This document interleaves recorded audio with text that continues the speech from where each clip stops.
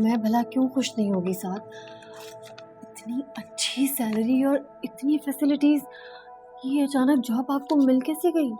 Honestly बताऊं, मैं खुद बड़ा हैरान हूँ, क्योंकि इस फील्ड में तुम्हें पता है मेरा कोई तजर्बा तो खास है नहीं, लेकिन शायद किस्मत का मेहरबान होना इसी को कहते हैं। मुश्ताक साहब ने ये भी कहा है कि एक हफ्ते तक मुझे गाड़ी भी मिल जाएगी। गाड़ी? हाँ, गाड़ी।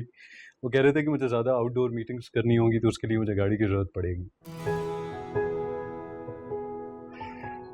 यार तुम्हें पता है, सुहेल हमेशा यही कहा करता था कि वो अपनी मेहनत पे नौकरी हासिल करना चाहता है, अपने बलबूते पे कुछ करना चाहता है, और मैं उसे बेवकूफ़ समझता था, लेकिन ठीक कहता था। किसी का एहसान लेके काम करने में कोई मज़ा नहीं। इस दुनिया में दूसरों के सामने सर उठा के वही जी सकते हैं जो अपनी मेहनत पे, अपने बलबूते पे कुछ हासिल करते हैं, किसी के सहारे नहीं। खैर, मैं भी क्या बातें लेके बैठ गया। मैं कपड़े चेंज करता हूँ, तुम भी तैयार हो जाओ, बाहर खाना खा के आते हैं, ठीक है? जल्दी से।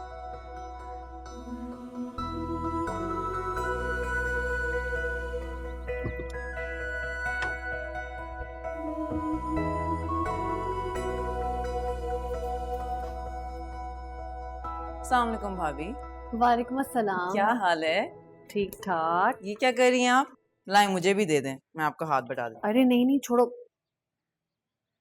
नहीं नहीं दुल्हनो, अभी काम नहीं करो, बाद में करना काम। तो नई नई दुल्हन हूं तो क्या हुआ, काम नहीं कर सकती है नई दुल्हन? लाएं मुझे दें, मैं ये काट देती हूँ, आप कुछ और कर दीजिएगा।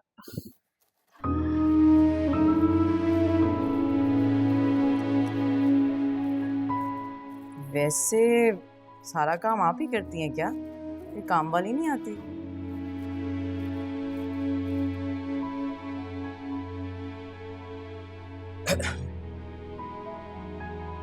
तुम क्या कर रही हो यहाँ? 2 दिन सब्र नहीं हुआ तुमसे, आते ही नई नवेली दुल्हन को काम पे लगा लिया। अभी तो उसके हाथों की मेहंदी नहीं छूटी। नहीं नहीं, वो तो मुझे मना कर रही थी, मैंने खुद ही उनसे जबरदस्ती कहा कि मुझे करने दे। तुम्हें क्या जरूरत है इन झमेलों में पड़ने की? इसके लिए सारी उम्र पड़ी है। ये तो तुम्हारे एंजॉय करने के, घूमने फिरने के दिन है। चलो छोड़ो ये सब, छोड़ो छोड़ो ये चीज। चलो आओ मेरे साथ। अच्छा,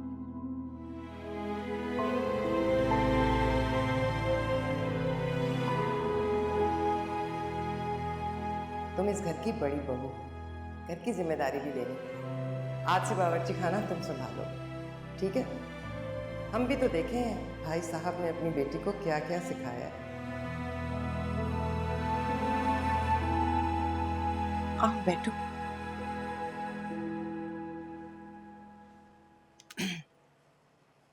मैं ये कह रही थी, तुम्हें दफ्तर नहीं जाना?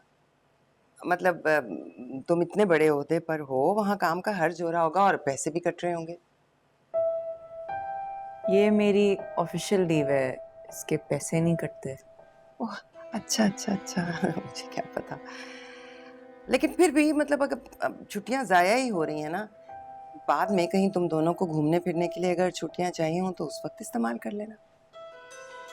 तुम भी क्या सोच रही होगी, ये कैसी सास है जो बहू को ऑफिस जाने का कह रही है? लेकिन मुझे पता है जमाना बड़ा सख्त है। खासतौर पे लड़की को तो कोई मकाम हासिल करने के लिए बड़ी सख्त मेहनत करनी पड़ती है ना। जी मुझे पता है। बहरहाल तुम खुद समझदार हो, अपना बुरा भला जानती ही हो। मैं तो ऐसे ही मशवरा दे रही थी। जी और कुछ? नहीं नहीं, ठीक है। तुम जाओ, आराम करो, सुहेल भी आने ही वाले हैं।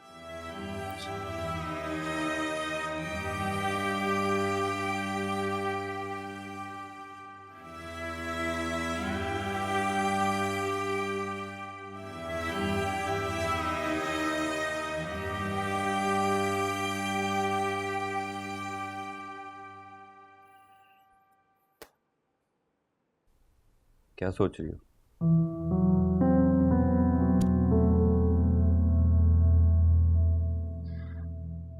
तुम्हारी अम्मी ने मेरे से बड़ी अजीब सी बात की आज। अल्लाह रहम करे, क्या कह दिया उन्होंने? वो कह रही थी कि इस तरह से घर पे बैठकर छुट्टियां ज़ाया करने से बेहतर है कि तुम ऑफिस चली जाओ। हाँ तो ठीक ही कह रही थी, इसमें इतना सोचने वाली क्या बात है? सोचने की बात यह है कि उन्हें मेरी इतनी फिक्र क्यों हो रही है। भाई खुशकिस्मत हो तुम, वरना कोई सास कभी बहू की फिक्र करती है? आप तो बेटी भी आके बिल्कुल ही बेफिक्र हो गई हैं अम्मी। इतने तमाशे के बाद भी एक दफा भी फोन करके नहीं पूछा कि क्या हुआ, सब ठीक तो है। अरे ये क्या तरीका है, ना सलाम ना दुआ, फोन उठाते ही काट खाने को दौड़ी। फहद मुझसे अभी तक नाराज है।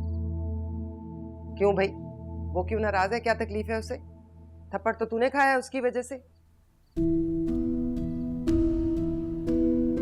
और तुम्हें हो क्या गया है, एक काठ का उल्लू नहीं संभाला जाता। अपनी भाभियों को देखो कैसे दोनों शौहरों को उंगलियों पे नचा रही हैं। रहने दे अम्मी, आपके ही सिक्के खोटे। साथ भाई को एक नौकरी क्या मिल गई, उनकी तो नजरें ही बदल गई हैं। और ये सुहेल वाली को भी जरा टाइट करके रखें, कोई जरूरत नहीं है नाश्ते आगे पीछे देके घूमने की। सारी मेहरबानियां एक ही बहू पे करेंगी क्या? सायरा भाभी भी तो हैं।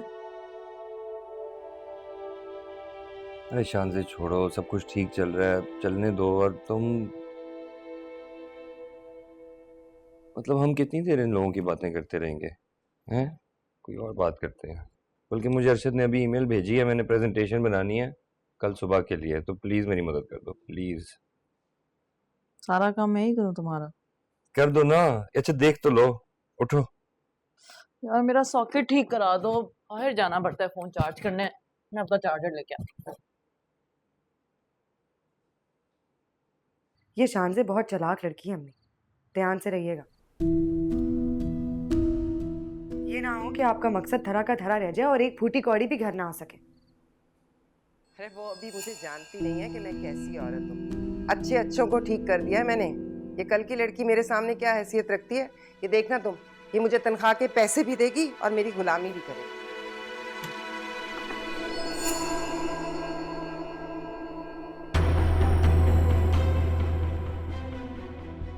हेलो अम्मी, तुम जाग रही हो अभी तक?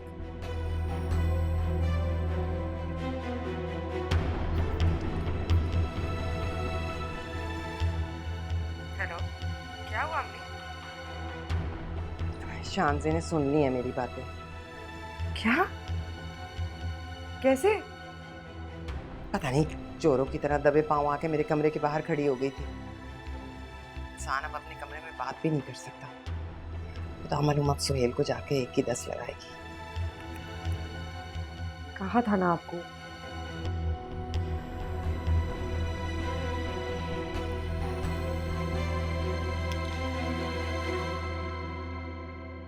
तुम क्या कह रही हो शान से? वही जो मैं सुन के आ रही हूँ। हमारी अम्मी की सोच इतनी घटिया थी, मुझे अंदाजा भी नहीं था। शान से तमीज से बात करो। क्यों? सारी तमीज सिर्फ बहू के लिए होती है? सास को सब कुछ माफ है क्या? तुम्हें कोई गलत फहमी हो गई होगी। मुझे कोई गलत फहमी नहीं हुई है, मैं अपने कानों से सुन के आई हूँ। तुम्हारी अम्मी ने तुम्हारी शादी मेरे से इसलिए कराई क्योंकि वो ये चाहती थी कि तुम्हारे साथ साथ मैं भी अपनी सैलरी उनके हाथ में पकड़ाऊं।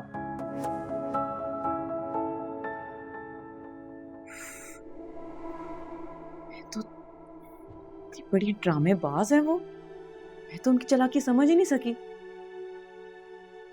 इसीलिए वो अचानक मेरे घर रिश्ता लेने चली आई थी। मुझे लगा कि उन्हें अपने बेटे की मोहब्बत का एहसास हो गया है, इसलिए वो हमारी शादी कर रही है, लेकिन उनके तो इरादे कुछ और ही थे। लेकिन मैं भी उन्हें उनके इरादों में कामयाब नहीं होने दूंगी। सोहेल, हम फौरन यहाँ से शिफ्ट होंगे। मैं अभी एजेंट को फोन कर रही हूँ, हमें जाना है यहाँ से।